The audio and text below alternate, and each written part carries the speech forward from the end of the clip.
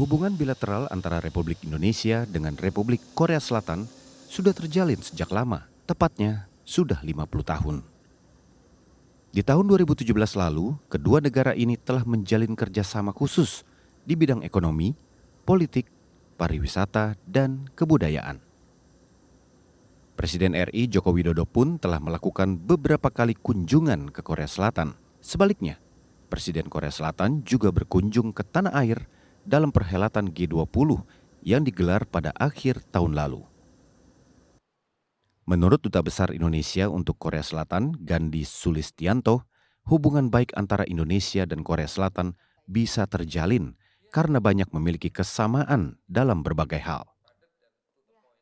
Ya, kesamaannya antara Indonesia Korea, kita sama-sama negara demokrasi, kita sama-sama negara yang menghargai pluralitas, kita sama-sama negara yang memiliki open society, ya.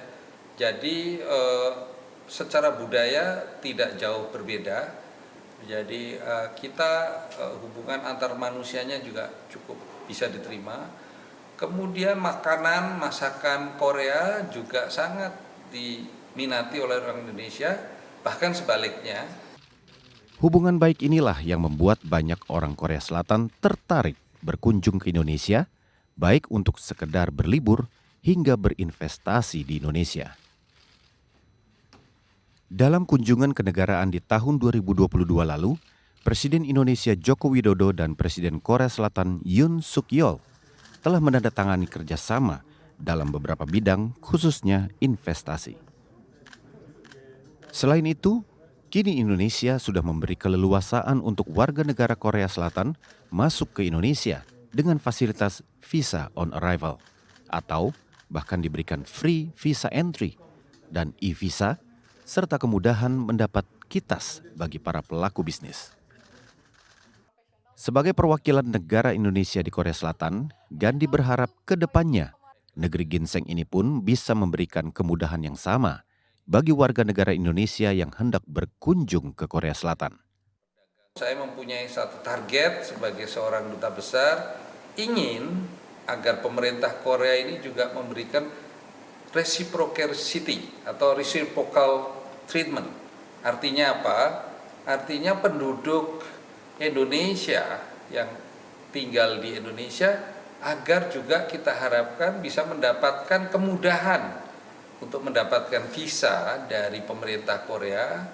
Bahkan kalau perlu, ataupun saya mengharapkan, saya sudah membuat surat kepada pemerintah di sini, doakan kepada seluruh masyarakat Indonesia agar proposal saya ini bisa disetujui, agar warga negara Indonesia yang akan melakukan kunjungan pendek bisa mendapatkan free entry visa, ya.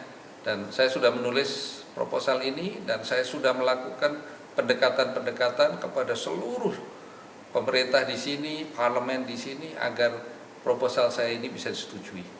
Kalau sampai ini bisa disetujui, saya yakin kunjungan wisata orang-orang Indonesia ke Korea akan meningkat dengan baik, akan meningkat dengan signifikan. Selain itu, KBRI di Korea Selatan juga tengah mengusahakan agar ada penambahan ketersediaan penerbangan.